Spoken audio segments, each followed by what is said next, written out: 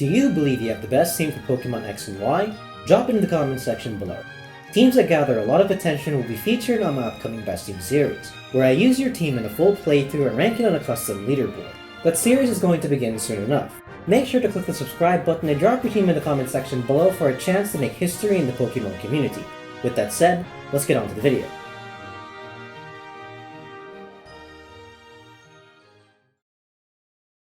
So I've been putting off this video for a while because for the longest time I didn't really know how to come up with the best team for Pokemon X and Y. The reason for this is that the game is so freaking easy. My playthrough rules are normally good enough to enable only the best teams to complete the game, which is illustrated by the fact that I've already been able to make a bunch of best teams for this channel. In Pokemon X and Y, I completed the game with members I put together randomly based on nothing more than I just wanted to use them. I figured that if the game was this easy, I should focus on other games for my best team videos, and I ended up forgetting about this game. For years. But then one day I decided to browse YouTube to see if other channels have made a best team for this game, and from what I have seen, only Mystic Umbreon has made a best team video. I assumed I was correct to think that Pokemon X and Y was too easy a game for there to be a best team, until I saw this clip.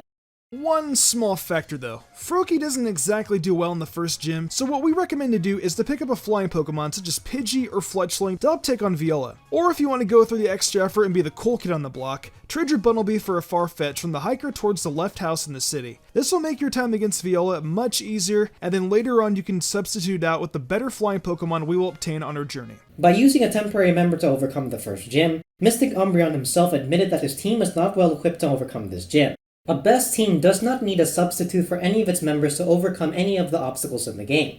Seeing that the only best team on YouTube for Pokemon X and Y is objectively not the best, and having already made best teams for generations 3 to 5, I realized that it is time to make a best team video for Pokemon X and Y. I knew I had to tweak my playthrough rules to find the best team for this game because this game really is freakishly easy. Normally, by only using health restoring items and not allowing myself to grind my Pokemon by a single level, I am able to narrow down which members belong on the best team, because the wrong choices are not able to overcome the obstacles in that game while having a 10 to 20 level deficit against the opponent's Pokemon while playing under these rules. This is even more so the case in Pokemon Heart Gold and Soul Silver because the team has to beat Red while being more than 40 levels below the members of his team, which I think we can all agree is insanely difficult.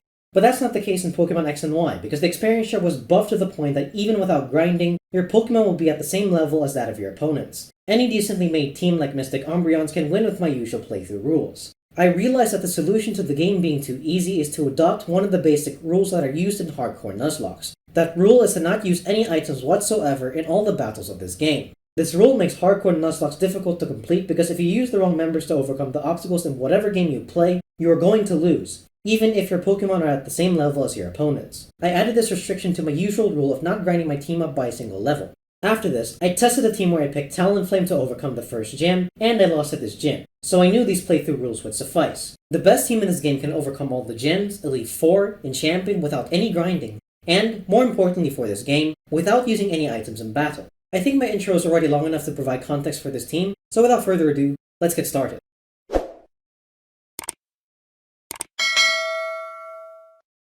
In any best team I create, I look at the obstacles in the game where without the right members, I have to resort to Operation Abuse the Bidoof, where I walk into the grass and trample a bunch of Bidoofs that just want to go about their day because I need to raise my Pokemon to a higher level than I would have to if they were the right choices for this team. The first major obstacle in this game is Viola's Bug-type gym.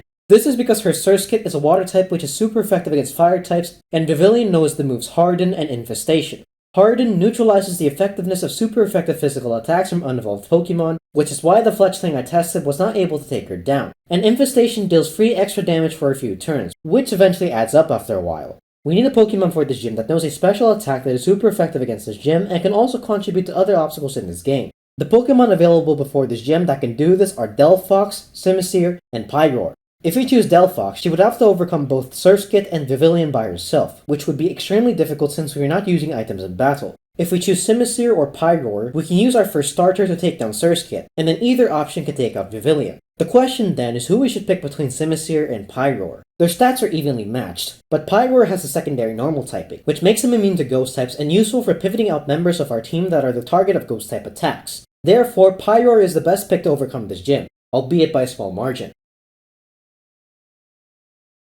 The next obstacle in this game is Grant's Rock-type gym. His Tyrant's Dragon typing cancels out his weaknesses to Grass and Water types, while his Amara's Ice typing cancels out her weakness to Ground types. Therefore, we need to pick a Fighting-type Pokemon for this team. The options available before this gym are Chestnut, Medicham, Gallade, Scrafty, Mienshao, and Lucario. Chestnut cannot be picked for this gym because of his secondary Grass typing being weak to Amara's Ice type. Medicham is eliminated from contention because she has subpar stats. Gallade and Mienshao are eliminated due to not learning a Fighting-type move better than Rock Smash by the time that we challenge this gym. Scrafty's Dark typing is covered by other members of this team, so he is eliminated as well. We are then left with Lucario. Lucario has access to a Mega Evolution, which gives him a significant stat boost in battles where he is needed. He is also able to use the move Calm Mind, which enables him to tank the special attacks of Champion Diantha's Aurorus, Goodra, and Gardevoir, swinging the tide of that battle in our favor so that the remaining members are able to defeat her. Lucario is definitely the best Fighting-type Pokemon to add to this team for defeating the second gym.